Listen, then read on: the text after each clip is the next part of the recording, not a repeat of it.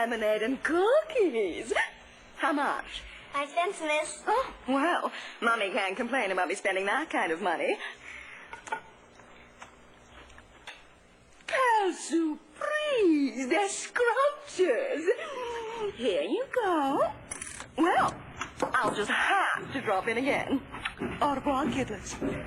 Yes! Congratulations, Jay! You made your first nickel, right? That's almost 5 cents. But, it was just 1 nickel. How would you like to make 10 nickels? Yeah! How'd you like to make 50 nickels? Yeah! How'd you like to make 100 nickels? Yeah! But housekeeper, how do I do it? How do we do it? How? By forming a partnership with me. A partnership. Now, kids, you want to make money, don't you? Yeah! Okay, it's a deal, it's a deal. So you kids wait right here, okay? And I'm going to be back before you can slice a lemon with our new management team. Okay, partners. Is what? Hello, everyone. Hi, Mr. Conductor. Where have you been? Oh, I'm running in the Minkville Marathon against the tortoise. What are you doing here? Is the race over? Yeah. Oh, I left the tortoise at the starting line. He's so far behind me, I don't have anything to worry about. So I thought I'd come back here and relax for a while. Say, is that lemonade? I could use something cold to drink.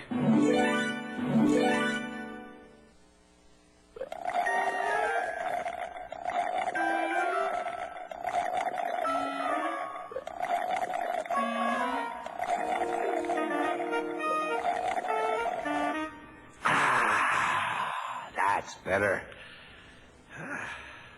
Hey, I see you've gone into business for yourselves. Well, we were in business for ourselves, but now Schemer's joined us. He said we'll make a lot of money. I don't like the sound of that. But he's our partner. Now let me see. That means he's one part and you're another part. And if one part doesn't get along with another part, then you'll have to part. And if the two parts are apart, how can I tell you apart? Oh, this partnership business is very confusing.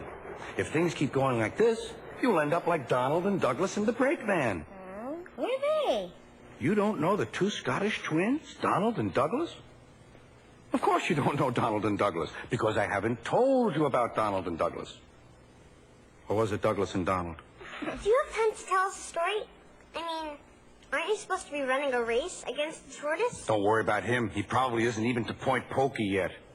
Now, where was I? Oh, yes. Donald and Douglas. Donald and Douglas are twins and had arrived from Scotland to help Sir Topham Hatt, but only one engine had been expected. The twins meant well, but did cause confusion. Sir Topham Hatt had given them numbers, Donald 9 and Douglas 10, but he was still planning to send one engine home.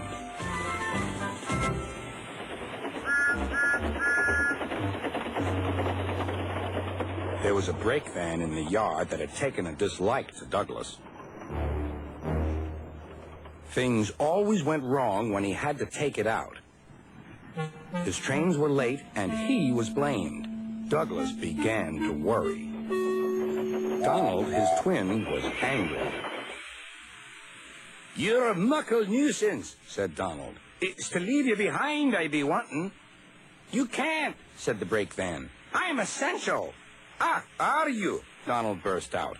"You're nothing but a screeching and a noise when all's said and done. Spite doggy, would you? Take that!" "Oh! Oh!" cried the van. "There's more coming should you misbehave." The van behaved better after that. Until one day, Donald had an accident. The rails were slippery. He couldn't stop in time.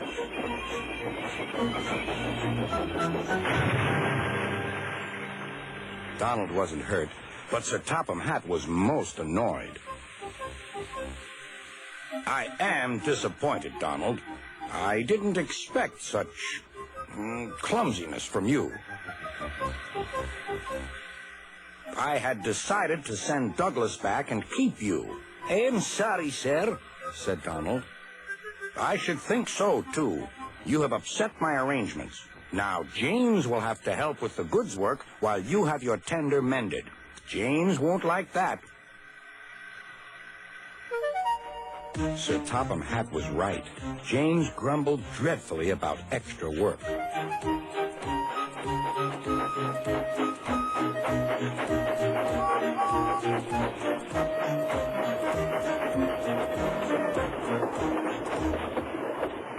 Anyone would think, said Douglas, that Donald had had his accident on purpose. I heard tell about an engine and some tar wagons. Shut up, said James. It's not funny. He didn't like to be reminded of his own accident. Well, well, well. Surely, James, it wasn't you. You didn't say. James didn't say. He slouched sulkily away. James is cross, snickered the spiteful brake van. We'll try to make him crosser still. Hold back, giggled the freight cars to each other. James did his best, but he was exhausted when they reached Edward's station. Luckily, Douglas was there. Help me up the hill, please, panted James. These freight cars are playing tricks. We'll show them, said Douglas.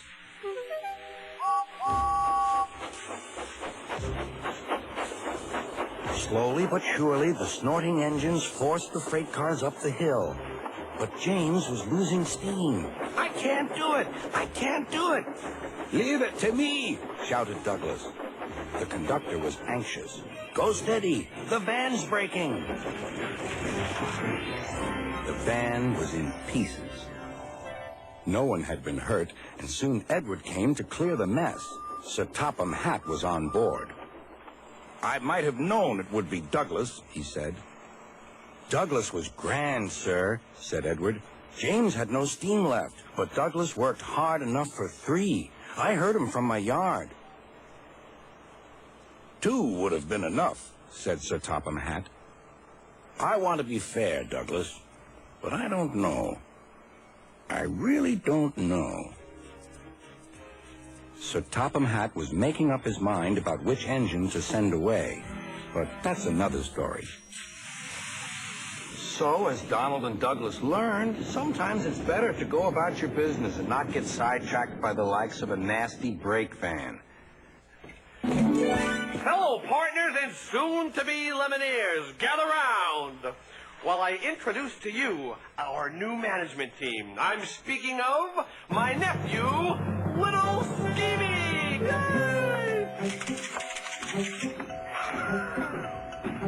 Hi, kids. Great to know you. Out of my way, please.